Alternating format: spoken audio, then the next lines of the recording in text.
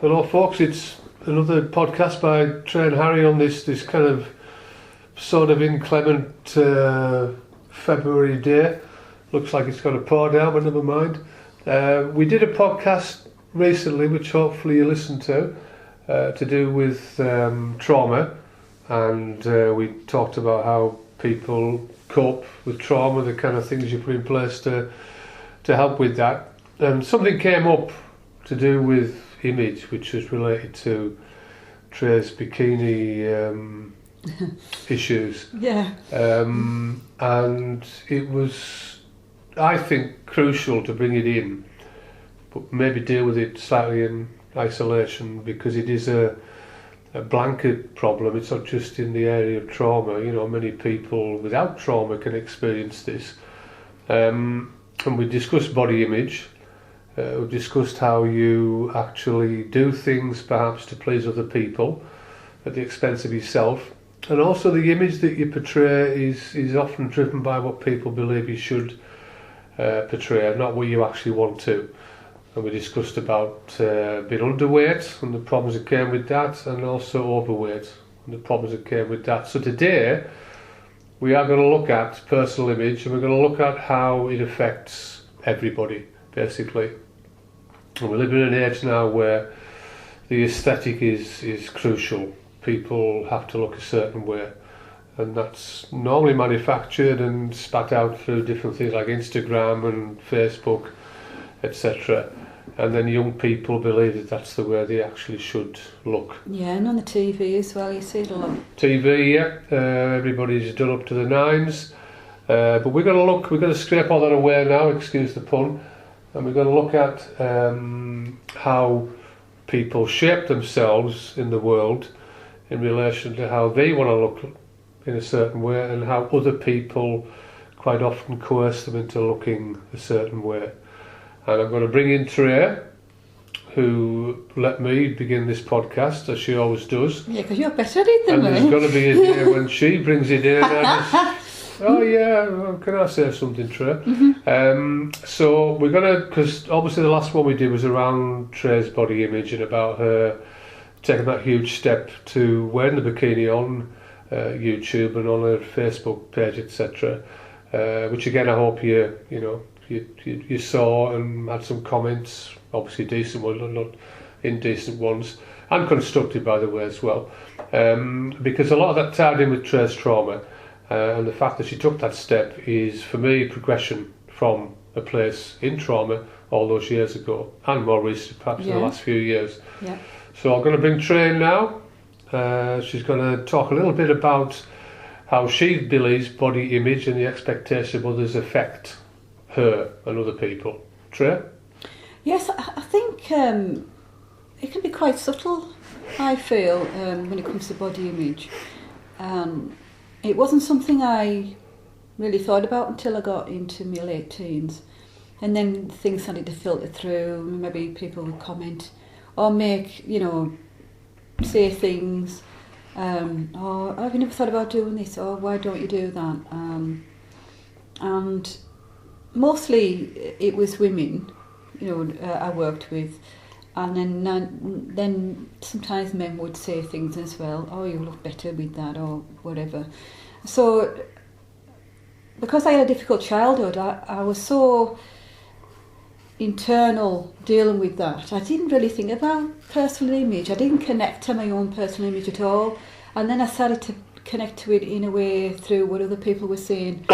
And I didn't find it helpful, to be honest. I found it unsettling, because I was, when you're young, when you're maybe late teens, you're trying to find your own way.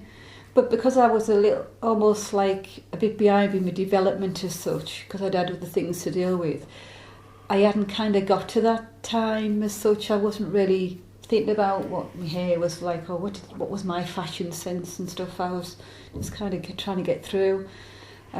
So when I started working and coming across, coming up against, different comments and that, and sometimes seeing how other women were, how they dressed and such like, I found it difficult because I didn't really know what I liked you know, and I found myself starting to feel uncomfortable because I was, it was coming in, I wasn't like, oh, why don't you do this, or why don't you do that, and in some ways I did kind of comply a little bit, just to try and fit in. But I wasn't never really comfortable because I wasn't sure if that was me, and sometimes it wasn't. Especially if you're a casual, physical kind of person. So, obviously you don't have a difficult childhood to be affected by peer pressure, or to feel the discomfort of you know, the developmental stages when you're young and you don't know who you are or what you want. And, you know, people are saying things to you about, oh, your hair's too short, it's too long, you know, why don't you do that? And of course you're developing physically as well. Quite often people don't develop at the same rate. You know, women perhaps are embarrassed about the size of their breasts, either whether it be big too early on, or too small. You know, I remember the phrases such as, oh, she's flat-chested, you know, she's gotten out. You know, and then the male was affected as well by the size of the penis, you know, which all men, and if you're listening now, don't try to say that you're not, is something that it's almost like a hierarchical thing. You know, the man with the biggest penis is like the best thing ever, and the one with the smaller one is nowhere. You know, and early on, if you're a child, that can affect you quite badly. Yeah. But then it can also be the case if someone is too well developed, that can also become a focal point for people being, you know, bullying, you know, that criticise or that draw attention to, that can embarrass people early on. So you don't have to have a difficult childhood to feel and experience things like that. Yeah. But the question I'd like to ask you is, if you remove the difficult aspect, the difficult childhood aspect, which you discussed in other podcasts before, and look at a child, say 10, 11, 12, 13 onwards, you know, being involved in groups of people and going to different locations, whether it be school, you know, youth centre, whatever. What things should that child learn about itself before it goes into those environments, or while it's in those environments? What should the people who should know better do for that child to make the transition easier, less conflictive, less uncomfortable? What kind of things would you have expected that might have avoided a situation like that? And then we'll come on later on about how you would deal with it, how you would cope with it when it comes at you. Well, I think, I mean, I'm not sure about, it wasn't so much when I was growing up, but I've noticed it now, so I think it might be more of an issue. Children just being able to be children for longer, so don't have to think about stuff like that. And I think if it comes in too young, it can cause problems. So enabling a child just to be a child, and it's not really a problem how they look, what colours they wear, or how their hair is. They're just being themselves, and allowing them to grow and be supported to be comfortable with themselves before thinking about anything else. So there's a massive responsibility on, and not everybody has parents, sadly, you know, and some people lose parents early on. If you look at the war-torn areas now, a lot of kids are going to grow up without parents, and whole families are being wiped out. The parents have a massive responsibility. Now, many parents in this day and age now are too busy, both of them are working, trying to earn a living, you know, because we won't get into politics. And then you get ones who are actually at home and are able to spend more time with the children. That responsibility, what should those people be doing to make the transition from childhood into, you know, teenage years, etc.? What should they be doing to ensure that child is more aware of what's coming at them, and when it comes at them, how to deal with that? And also body awareness. Yeah, I think possibly before, when they start to get into the teens and the bodies are going to be changing, so to sit down with them and regularly talk through how those changes are going to happen and how it will affect them, and, you know, maybe even refer to how it affected them and how they felt about it, and enabling the child to be able to talk to them about anything that they're not sure about, I mean, especially for women when they start to have their periods, for instance. I don't remember having any conversation like that with my mum until my first period pains, and unfortunately it was quite bad, and I didn't know what was going on, and it wasn't until I went to the doctors with my mum and they said what it was. Oh, that's what it never even come up in conversation. Nobody talked to me about period pains, and so I think that, you know, talking to children about how they're going to change and what to expect, and to enable them to feel more comfortable and not be unsettled about the changes, you know, body hair, things sprouting, you know, because your bodies get awkward and I remember feeling comfortable, your chest feels tender because they're grown, and your body's awkward and you suddenly have that sprout and your legs are, you know, like, I can't walk properly, and also talk to them about not being too concerned about comparing yourself to others around you, because everybody's going through the same thing. So it doesn't matter if somebody develops quicker than you, or you're developing more than them. It's just a personal thing, and try not to be too concerned about what's actually going on. So the big pointer there, I believe anyway, is good communication between the parent and the child, because in the absence of that, the child's not able to, after a bad experience, come home from school or wherever they've been and actually mention to mum or dad, or today dad or today mum, someone said I was flat chested. Yeah. You know, what does that mean? You know, why has somebody else got some and I haven't got any? You know? And I think when you're doing PE at school, I mean, I was an early developer, and I remember people looking at me when because I became quite self-conscious when getting changed, and saying, oh, I was at a padded bra then, because I was wearing a bra a little bit earlier than others, and then of course realising it wasn't, and because I was slim it stood out a bit more. Not that I was big, just that I was very slim, so it looked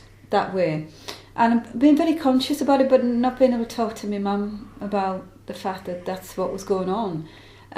So I think schools as well would be quite handy to be able to have discussions in class where, you know, being able to explain about people changing and how it can affect others if those kind of comments are directed at them, because they're going to be self-conscious.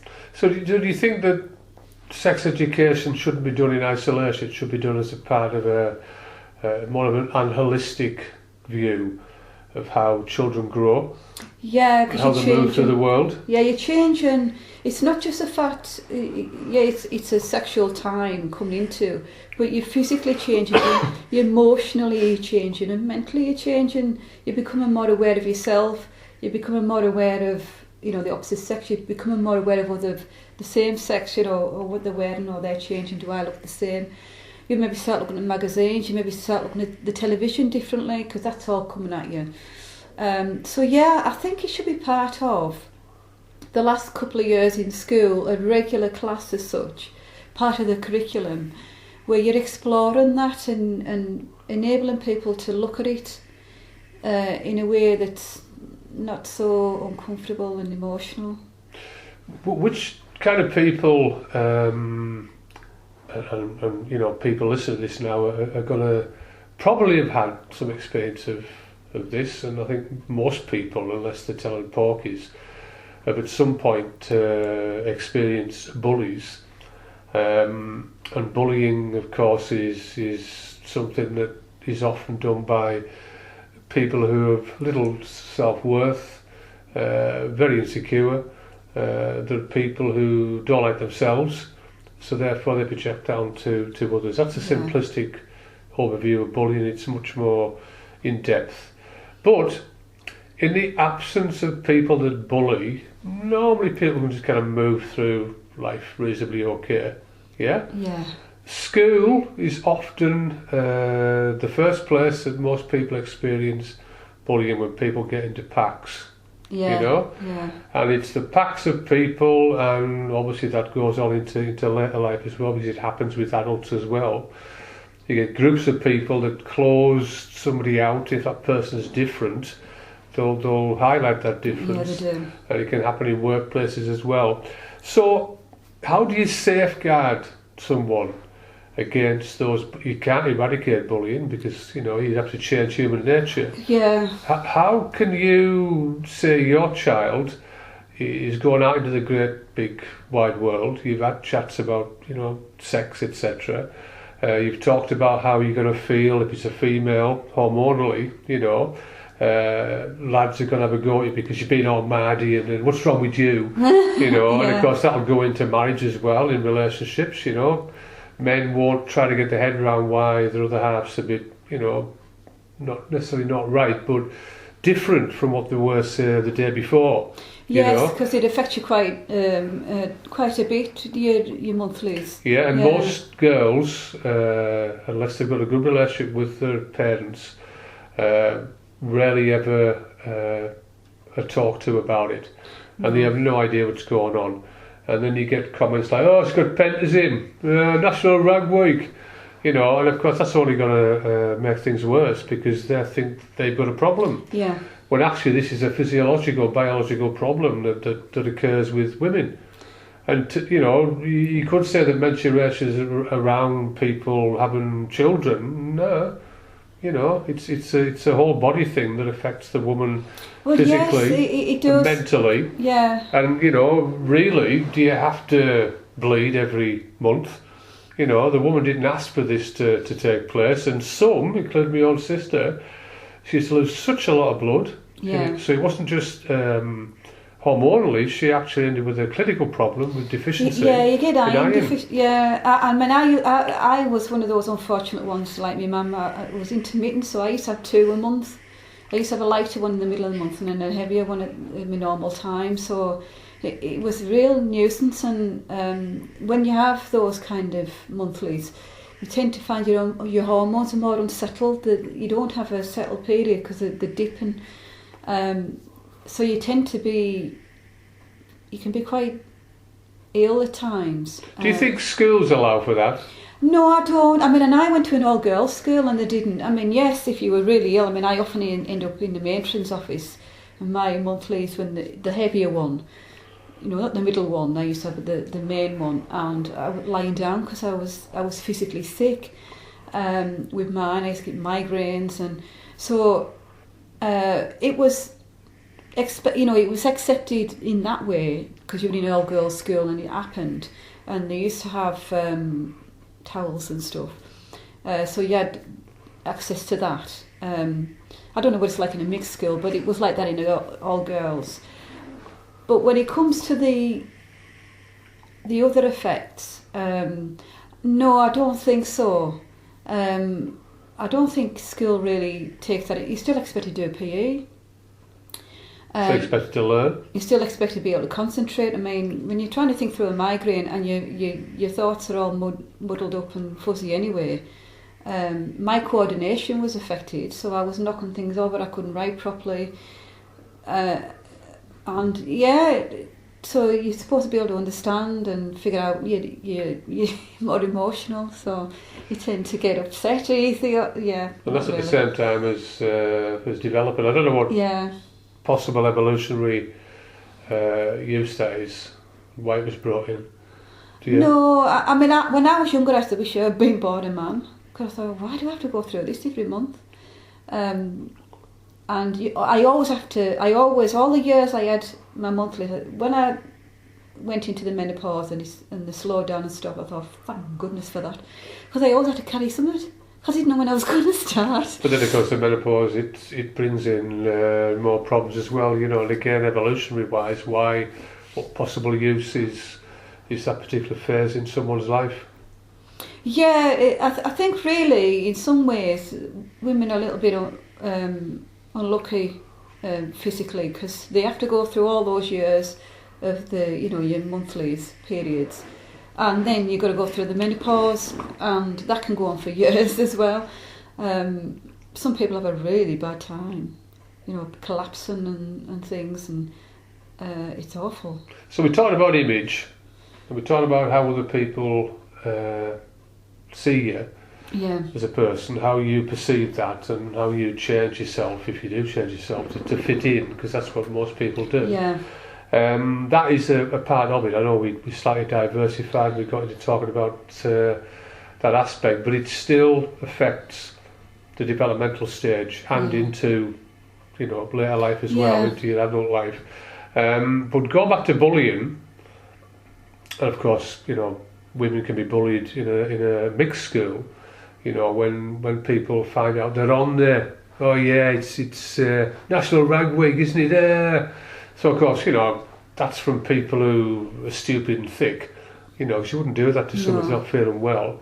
But if someone picks up, because of course latterly people were, knew what tampons were and Tampax, it became like, oh yeah, with tampons in, have you? So that's a form of bullying and going to cause problem. But if we look at the original question, which was to do with, how would you safeguard your child against bullies, because we know we can't eradicate that. No. What things would you put in place for your child that would help them deal with that coming at them? How could you safeguard your child? Not obviously, you can't get away from it all the time, but how could you enable them to deal with it better so it didn't affect them too much as they were growing up? I think having a support, you supporting them with any concerns they've got. If it gets to the point where it really needs you need to act, then to act and intervene with what is actually going on if it is quite serious. And also to support your child to have a good network of friends, so they support each other. Because quite often bullies will go for the people that are generally on their own. But if they are picking on people, you've got friends that you can be with, so you have friends that do respect you and that. So it's and to nurture that. So for instance, say you have friends, they get invited round and the support, the welcome in their home, and it's that kind of thing. So yeah, it's just a general supporting and nurturing, so that the child knows that they're safe and there's always somebody to go to. So, yeah, that's good. In the real world, it doesn't always happen. In the real world, not everybody has that support. So, say you get a child who's, with a set of parents who, say, drink a lot and, they tend not to bother too much about what happens to their kid. You get yourself to school, the child's told the school that, they're being bullied. The school's done the usual thing, and you can quote me on this if you want. They'll either meet with the bully, where the bully sit in the same room, and we'll talk about it, or they'll tell them to ignore it. Just ignore it, because they'll be bullying somebody else next week, which doesn't help one little bit. What would you do for that child? That's a hard one, really. It's trying to find a way for that child, to support that child to feel better about themselves. So they feel more confident in themselves. Okay, so you're the teacher then. Let's give you a role. You're the teacher, and you know there's something wrong with the child. Yeah, this child's not right. It may well be it's a contrast, because the child was perfectly okay, say, last year. Yeah. But this year, for some reason, there's something wrong. Yeah. Now, as a teacher, you could say you're too busy, and it's somebody else's responsibility, but you do, because I was a teacher for years. You've got a responsibility to actually act if you think something's wrong. You might be just imagining it, might be nothing at all, might be having a bad day, But there's certain predictors where it happens over a period of weeks, and I've been involved in things like that. What's your responsibility? Well, I think to hopefully be able to develop a good relationship with that child, so they're comfortable enough to speak to you and maybe even tell you what's going on. And if there's a way to be able to speak to or deal with the actual people involved, and also communicate with the parents about what's going on. However, unfortunately, if the parents have their own issues or difficulties and aren't going to deal, is trying to find somebody outside other agencies to be involved, but I don't really know how you do that these days because if things come It's back. difficult now. I mean, you know from dealings we've had over the past 12, 18 months, you know how blasé, how laissez-faire agencies can be. Yeah, And you could blame funding, lack of resources, etc. And we are, you know, we do know that there's been cutbacks. But if you know a child's being habitually bullied on a regular basis, you know, you've got a massive responsibility to get together yeah, and find out what the hell's going on. If it means sending the police, if you can find someone, send the police round yeah, to talk to the parents. You know, we're aware your child's getting bullied, you know, have you been aware of anything going on, you know, etc. The teacher been involved, you know, everybody being involved Yeah. in making sure that child's okay. And sadly, multi-agency working that used to be crucial at one time tends not to happen as much now. And again, you know that from recent Yeah. things we've been working with. yeah. So ideally, that's what would Well, yeah, would because happen. it should be something where people get involved. I mean, headmistresses should be involved. The perpetrators or the bullies themselves, their parents should be involved. They should be pulled in to discuss it and say what's, you know, to deal with it in some way. So yeah, it should be faced up, isn't it? Yeah, there used to be expulsion, and anybody listening now that knows me from years ago probably remembers I got expelled for a week, myself and my old mate Gordon Quarry, God love you. And it wasn't for anything other than truancy. Well, maybe nicking a rowing board at Keswick. Maybe a number of other things, but nothing sinister. But I believe that we were expelled for that week. It was for the right reasons, and my dad actually instigated that. He Yeah. requested that because what he'd said was he was home at that time, off contract. He'd said, you know, many people don't get an education, you know, and people are working to pay money in so you can get that education. Don't throw it all away. Okay, there's many other factors involved in there, but I still believe the expulsion was right because it made me think, whoa, you know, what's going on? I can't. There has to be some kind of. There has to be a stick to wheel. Yeah, there has to be something happens that shows a person, look, Yeah, you've done this, so now there's going to be some kind of punishment. You're going to be faced up to this. yeah. So fast forward now in this day and age, and to expel a child now, they have to kill people. And even if they've killed someone, there's still somebody, oh well, they have a difficult life, you know, and such Yeah. and such. So it's even hard now for schools to expel people that they know. I mean, there's a tax going on in schools on teachers now. Yeah. You know, Yeah. so again, ideally, it should be dealt with in what I would say in a way that ensures that individual has been the perpetrator, you know, knows they've done something wrong and there is a punishment for that. Yeah.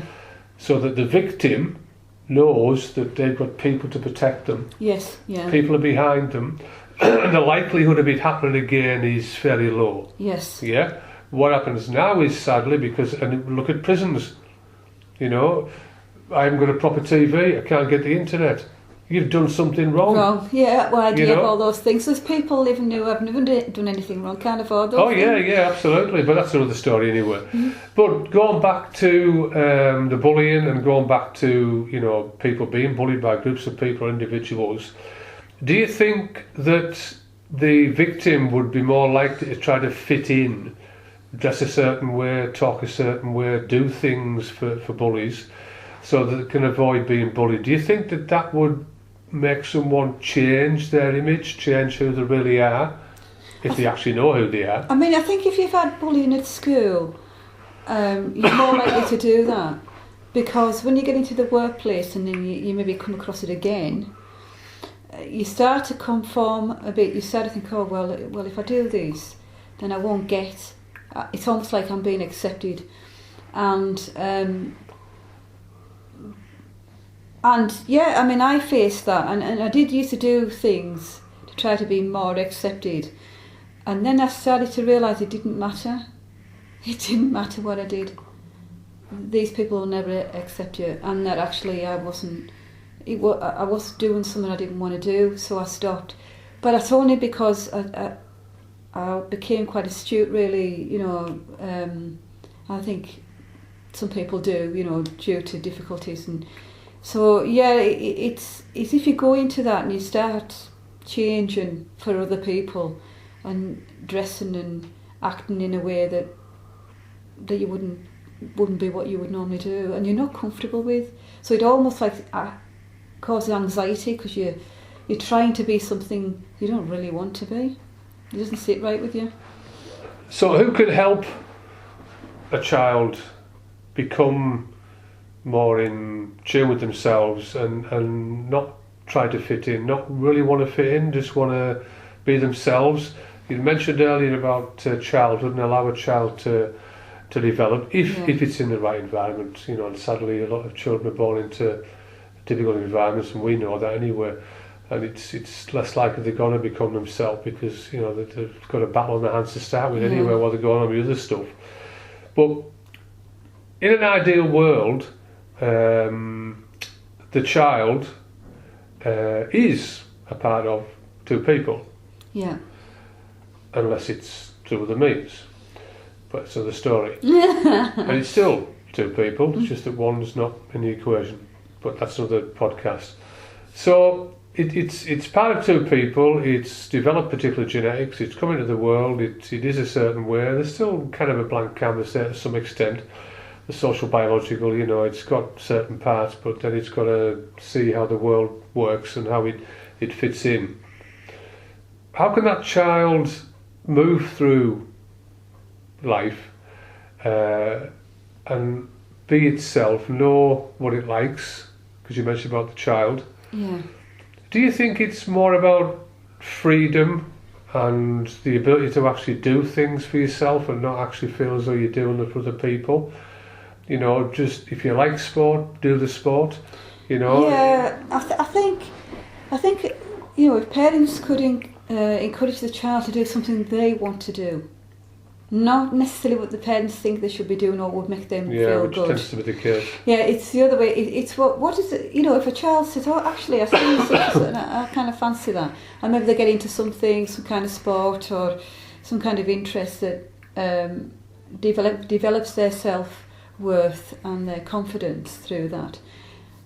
That's, I feel, is a way, because it gets them away from necessarily distracts them from their heads, because most of that self-image stuff is in their head in a lot of ways. You're living inside your head. Absolutely, yeah. So when you start living outside of yourself and you focus on doing, say, learning a art or becoming a athlete, or maybe getting into running, or I'll say martial arts, but then again the way it is, but something, but you know what I mean. It's something that takes them away from that, and they can focus in a different way on themselves, that develops themselves in a positive way.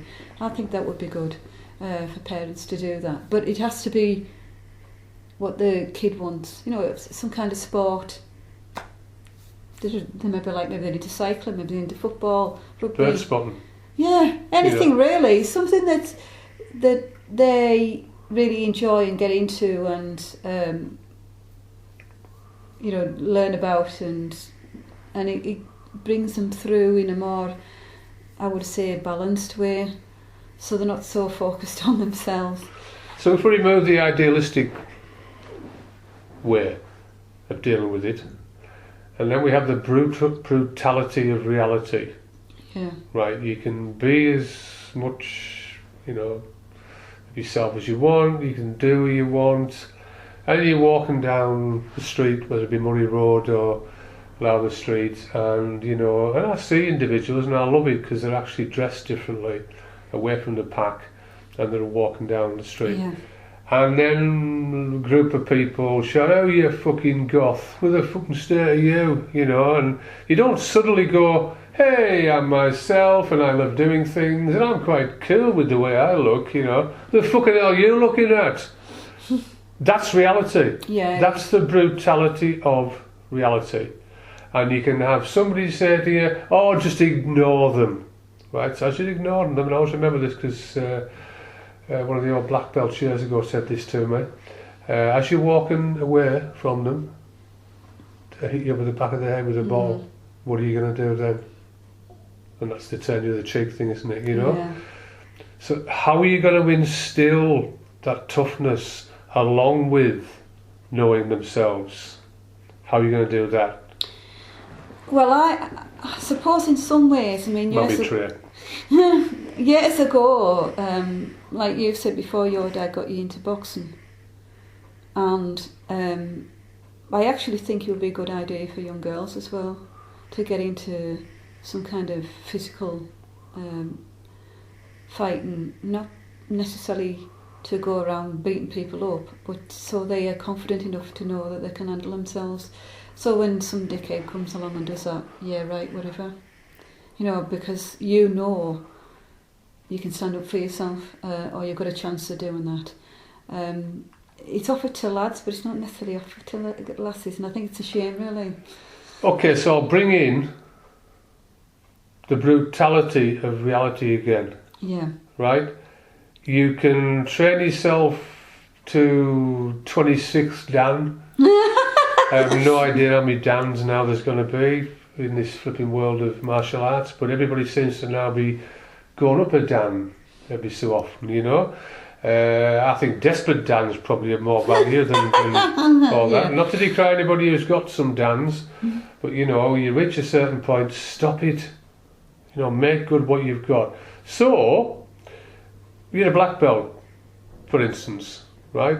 Brown belt, whatever coloured belt, and you feel really cool and tough because you've been in the dojo and you've sorted people out, and then 5 people decide to pick on you, right? Now, unless you're Bruce Lee, you're not going to manage 5 people, are you? No. And you might think you're going to manage 5 people, but as you're having a go at one, the other one batters you over the back of the head. How are you going to deal with that? I think I would have to be aware enough around me to see if there are 5 people coming and avoid them. Thank you. Now we're getting to it. Yeah, because you know, it's just not just about toughening somebody up. No, it's not just, yeah, there's that, but with that kind of thing, the fighting, I find, is you become more aware of what's going on around you. It comes with it. So if you're learning how to protect yourself, you're also learning how to protect yourself from other people. What's going on around me, and I think a lot of people walk around as if you're in the daze. And if there's anything that my past taught me was to be aware what's going on. I mean, I've faced situations when I've had groups coming towards me, and I'm going over there. I'm going to put myself away from them, because especially if you're on your own, and you can tell the way people move, and I think that's one of the things about. I know having a difficult life in that. I think parents should instill that in the kids. Look, there are people out there that hurt you, and maybe give them ideas how to suss them out. Avoid them if you can. Yeah, I mean that's why. Although I never did, I've got a lot of respect for our police force. I know it's very well stripped now, and the resources are quite low. Although they are supposed to be training more people up now to go on the street. A lot of respect for that particular force, because it does do its best to keep law and order. It keeps, you know, the amounts of people that can do really bad things to people down to a certain extent, but it can't be everywhere at once. And I think that we should resource our police forces. You know, although I'm against war as such. I think that we have to have people who are trained up to a particular level that can protect us if, you know, baddies like Hitler decide to get out again and, you know, come into your country. And look at where ISIS are now. You know, you could say, oh, we don't need the army. Yeah, but you don't want people raping and butchering people either. So I think we should have a certain amount of peacekeeping forces. I know we've got the UN, but hey. So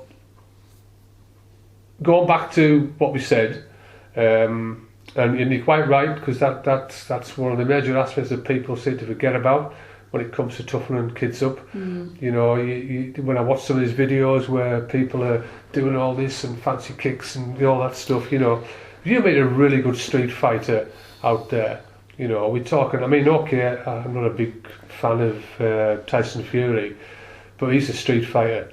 You know, he's learnt his craft on the street, you know, and okay, he's got to fight by the rules in the actual boxing ring, but I reckon that he won that world title on sheer grit, you know, sheer determination to beat that other person. So I think we have to instill into children, and we're not talking about particular gender, just either gender, and you're right to say about girls should have a chance to can we say girls now? I don't know. Well, I think it's important because... Is it them and us? I think it's important because lassies quite often do get attacked now. When I was younger, I lived in an area that was reasonably rough, and I remember, and there was a lot of people I grew up with, they were all divorced, women, you know, bring the kids up on their own and that, and I remember gangs of lads, I remember gang rape going on. I remember actually having that threatened, threatened I was going to be one of those lassies going to happen to me. And I remember my mum being quite clear about dealing with that. If you can't get out of the way, you pick up the first thing you can and you fight. And you avoid them as much as possible. So I used to be watching, and I think because it was that kind of area and because things were going on, you became quite aware of that. You know, you get in at a certain time, you stay out, because it's not safe to be out, blah, blah, blah. And that's how we were brought up. Because you're a lass and you could get caught out and about, and there was flashes, all kinds of stuff going on. So I think because I was brought up with a single parent, my mum and one or two friends, the same situation, we were all taught the same way. We were all said, look, you've got to try and stay out of trouble, because it's out there, it's there, you're going to come across it. I mean, I've ran out of trouble, I've fought out of trouble, I've seen it, I'm thinking, I'm going that way, I've gone a different way home from... So go back to personal image, yeah, and not just personal image, because this is about how you develop and what you become, how you want to become, how you change with other people, and that's a major part of it, because it's actually bringing us towards the end of the podcast now, because we're going to come back to it. So what we're looking at here is, for any parents listening now whose children are still quite young, the world isn't a nice place. No. It is in certain parts, but there's also bad people out there. You're not going to be with your children 24/7, so they are going to be exposed to bullying. Yeah. You need to embrace the compassion in the child, respect, value for other people, but you also need to make sure that child knows as well that it also has to be tough in this world. And the only way to get tough, unless you watch Who Dares Wins with Anton, come on you pickers, the only way to get tough is through a particular sport, art, or both, but also be aware as well that no matter how many belts you acquire, snake belts, black belt or whatever, you're still prey to these jackals who are out there, and you cannot, unless I said earlier Bruce Lee, be fighting 2, 3, 4, 5 people in a situation. It could be dark, they could run after you, might trip up, there's all kinds of things can happen, and you really have to instill that into your child. Retain that other part where the world can be quite nice, and I'll look for the niceness and I'll be nice to people, I'll value people, but also remember as well that some of them people might want to hurt you. And you have to be prepared. So, don't be cocksure and walk down Muddy Road at 8 o'clock at night on a dark night where there's a bunch of people. There's not be lads, it could be lassies as well, or a mixture of the two, under the street light. It might mean you actually not thinking, I'm doing such and such, I'll be able to sort them out. Think, ooh, hold on, this might turn a bit nasty here. Maybe, and obviously don't put yourself at risk, maybe, reroute, go a longer way around or something. Don't put yourself at risk, because I'm not advocating that. But don't get cocksure and think you can manage it. Now, if someone shouts something at you, don't give them eye contact, because that's exactly what they want. Because the next thing is what you're looking at. Obviously, as you walk on, you're going to get them, such and such. Normally, statistically, most people like that, unless they're real jackals. And you know, you've come across quite a few recently. The news of that last was stabbed in the park. She was killed. You get some real psychos out there, but the vast majority of bullies in groups, they'll just grow tired of that. They'll let you walk on. But don't just walk on, think it's going to be all right. Just be aware of what's coming at you. Yeah. You know? So the balance between the two, you know, keeping those things in mind, I think, personally, will help your child to develop that strong self-belief and confidence. And we talked about, you know, knowing yourself, or yourself. I think if you can just try to instill that, you might not have had that yourself when you were younger, you know, it's entirely up to you whether you did or you didn't, but you know that the world's not a nice place all the time, and you know your child's going to be exposed to that, so just get a balance between the toughness and that respect and compassion, etc., because I think if you can get that in a child, the chances of them being affected by dickheads who are going to say, oh, your hair's too long, your hair's too short, you know, the chances of being affected by that are pretty low. Yeah, I think if they're more comfortable in themselves and come through, and also when they get into, you know, late teens and start working or going to college, university, if they still have that awareness about them, that toughness about them, that self-belief, because they're going to get it there as well. Absolutely, yeah. Don't think the world's always a nice place, because, I mean, this is what's said to me by my dad. You know, I don't think the world's going to be a nice place for you, because it won't be. There'll be certain times when people are going to want to hurt you, but you've got to toughen up and actually, you know, make sure you can cope, and don't, you know, don't let them grind you down. And I think if you can instill that, then the child's got a chance of getting through. But we are going to come back to this. Because it's one that I think we can go deeper into. Well, yes. You know, we look at the kinds of clothes that people wear. You know, the first time you want to wear clothes, you know, you see a pop star like Bowie and you put makeup on, and then your mum says, "Oh, you're going to look at that for?" You know, having your confidence dented. You know, you want to, as a woman, show off your sexuality, but then maybe your dad or your uncle or someone you know says to you, "Oh, for God's sake, what are you wearing that for? It's too short." You know, that's going to dent your confidence as well. And it's the kind of thing that most people grow up with. Oh yeah, and as a parent or, you know, family member, you've really got a massive responsibility. Don't just throw those things out there. Think of the damage it's going to do to the child, you know, into their adulthood. Yeah. What it might have been said to them, you know. Yes, yeah, I think a lot of those kind of things that come from adults down to young children and then young adults is things that they're their own issues, isn't it? The state of your face. What's all that on your face? Yeah, why are you wearing that? Yeah. What a lovely thing to say just before you go out, isn't it? You know, it's get your hair cut. So we're going to come back to all those things, sound bites, in the next podcast. So any parting shots, Trey? Are you fine with? No, it's fine, because like you say, it's quite an in-depth subject, isn't it, to think about personal image, and it's something we've done work with through the chapter. Oh yeah, as well. So yeah, it is. There's quite a lot in there. Yeah, because most people do dress to conform. Yes. And I see the very odd ones, and I love it, you know, where a young person has just gone for it, you know, and I remember when Bowie was doing that, the amount of stick he got, you know, and I thought it looked fantastic in some of the outfits and the makeup that he wore. And if I see a young person having a go like that, I think, yeah, go for it.